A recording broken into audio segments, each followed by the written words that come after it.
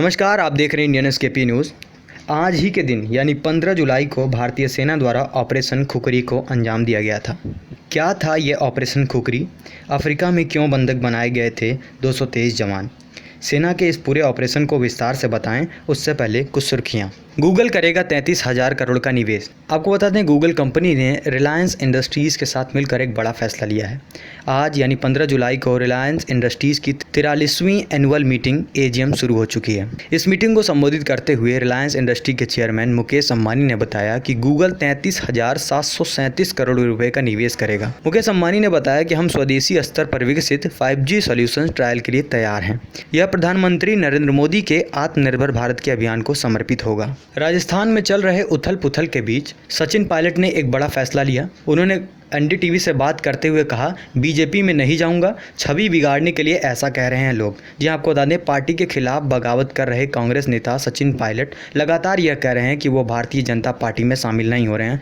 Pilot ने बुधवार को NDTV से बातचीत में फिर कहा कि वो बीजेपी में शामिल नहीं हो रहे हैं। उन्होंने आगे कहा कि पार्टी आलाकमान की नज़र में उनकी छवि खराब करने की कोशिश में बीजेपी के साथ दिखाया जा रहा है। पायलट ने कहा, मुझे बीजेपी के साथ दिखाना पार्टी हाईकमान की नज़र में मेरी छवि खराब करने की एक कोशिश है। पूर्व RBI गवर्नर रघुराम जी राजन ने बैंकों के लिए कही यह डराने वाली बात। जी आपको बता दें, मंगलवार को प्रकाशित प्रधानमंत्री नरेंद्र मोदी की अगुवाई में आर्थिक सुधारों पर एक लेख का जिक्र करते हुए उन्होंने कहा कि इसमें जनधन खाता की सफलता की बात कही गई है, लेकिन कुछ अर्थशास्त्रियों की राय इससे अलग है। रघुराम जी राजन ने कहा कि अगले 6 महीने में बैंकों में फंसे कर्ज यानी NPA में उल्लेखनीय बढ़ोतरी हो सकती है। उन्होंने यह भी कहा कि समस्या को जितनी जल्दी पहचान लिया जाए उतना ही अच्छा होगा।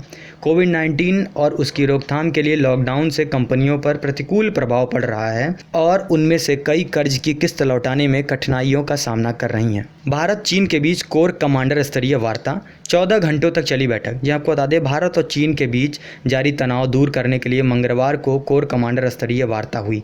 यह वार्ता लगभग 14.5 घंटे चली। यह बैठक कल पूर्वी लद्दाख के चुशूल में सुबह 11:30 बजे शुरू हुई थी और 15 जुलाई को लगभग 2 बजे समाप्त हुई। इस बैठक में LAC पर तनाव को कम करने और पैंगोंग त्सो डेप्सांग के इलाकों में सैन्य मौजूदगी कम करने की रूपरेखा समेत कई मुद्दों पर गहन मंथन हुआ। भारत की ओर से इस बैठक में हरिंदर सिंह शामिल हुए।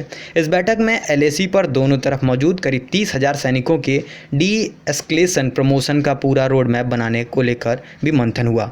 आपको बता दें, चीन के विदेश मंत्री ने कहा कि हम सीमा पर शांति चाहते हैं। यूपी में बेबी लॉकडाउन के लिए गाइडलाइंस जारी, सभी शासकीय कार्यालय रहेंगे बंद।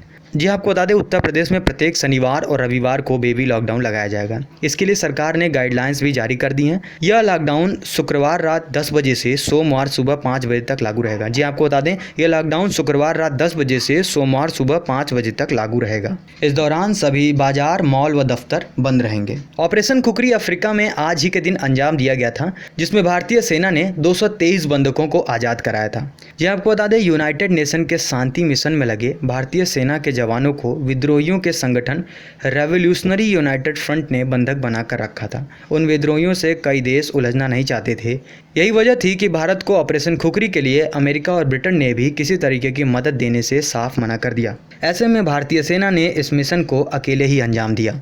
ऑपरेशन खुखरी भारतीय सेना के शौर्य की गाथा को गाता है, जिसे याद कर आज भी भारतीय नागरिक गर्व महसूस करते हैं। दरअसल ये operation United Nation assistance mission in Sierra Leone के तहत अफ्रीका में अंजाम दिया गया था। वैसे ये एक ऐसा बहुराष्ट्रीय ऑपरेशन था जिसमें भारत के अलावा घाना, ब्रिटेन, नाइजीरिया भी शामिल थे, लेकिन इस ऑपरेशन को केवल भारतीय सेना ने अपने दम पर ही अंजाम दिया था। विद्रोहियों के संगठन रेवोल्यूशनरी यूनाइटेड फ्रंट के चंगुल में 2.5 माह से फंसे 223 भारतीय जवानों को सकुशल मुक्त कराया था।